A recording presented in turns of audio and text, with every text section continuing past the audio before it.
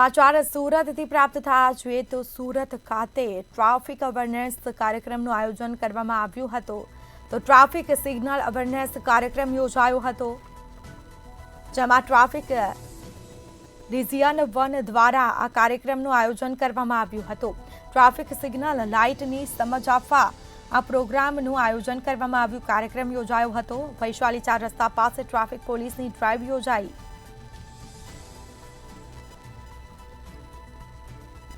તો સિગ્નલ તોડનાર તમામ સામે દંડાત્મક કાર્યવાહી કરવામાં આવી હતી એમાં ખાસ કાપોદ્રા અને વરાછાની આજુબાજુ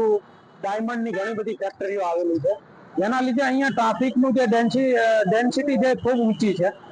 અને ટ્રાફિકમાં અમારી પ્રાયોરિટી પણ હોય છે વરાછા રોડ એના કારણે જ તમે જોઈ શકો છો કે વરાછા રોડ ઉપર સિગ્નલો 10-12 જેટલા લગાવવામાં આવેલા છે હવે જે 10-12 સિગ્નલો લગાવેલા છે એના ઉપર જો ટ્રાફિક સિગ્નલ મુજબ બરાબર ચાલે તો સલામતી ખૂબ વધે અને ટ્રાફિકમાં ડિસિપ્લિન જળવાય અને જે સિનિયર સિટીઝનો છે રસ્તો વ્યવસ્થિત રીતે ક્રોસ કરી શકે આ બધા વિવિધ ઉદ્દેશો સાથે મહેરબાન પોલીસ કમિશનર સાહેબની સૂચના મુજબ અને જેસીપી શ્રી ટ્રાફિક સાહેબ તથા ડીસીપી શ્રી ટ્રાફિક સાહેબના માર્ગદર્શન મુજબ આજે